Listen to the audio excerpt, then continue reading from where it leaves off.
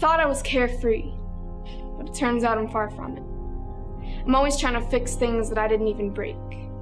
I'm always apologizing for the decisions other people make, giving people what they don't deserve, and never expecting people to give me what they should owe. People tell me that's because I'm good at letting others walk all over me.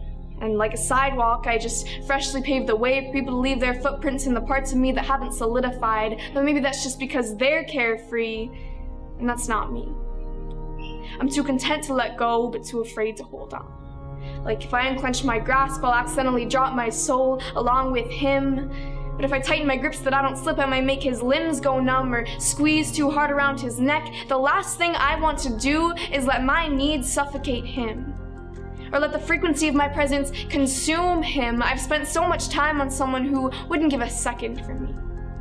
And if he could turn back time, he wouldn't waste his minutes getting to know me. It's like at first he was waiting until I'd come around so he could let his everything into me. Then he waited until like a sponge I'd absorbed so much of him that he couldn't take what he gave when I dripped it back onto him. And then he waited until I squeezed all the parts of him I knew on someone else.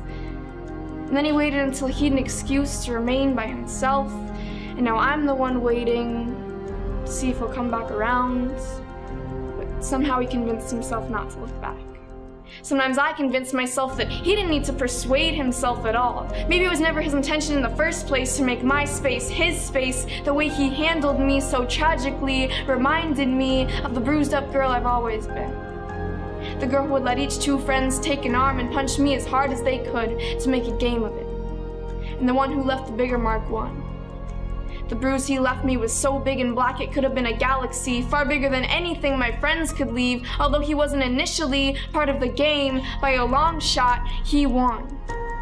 And he doesn't even realize it. Despite me rewarding him, despite me running towards him, despite me doing so much for him because I never got enough of him, I somehow still thought I was carefree. Maybe I'll never be. I care too much about too much of him. But our relationship is always fluctuating, and it's like he's walking in front of me on the sidewalk and I'm trying to get past him, but he keeps zigzagging so I can never get around him, because just when I think I've taken one step further than him, he's back to block my way again.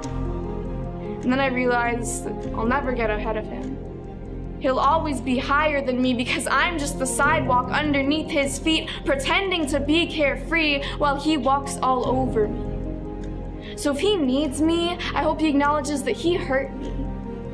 I hope he acknowledges that he doesn't deserve me, but that still doesn't mean that he should desert me. He thinks I've left, but I'm still right here.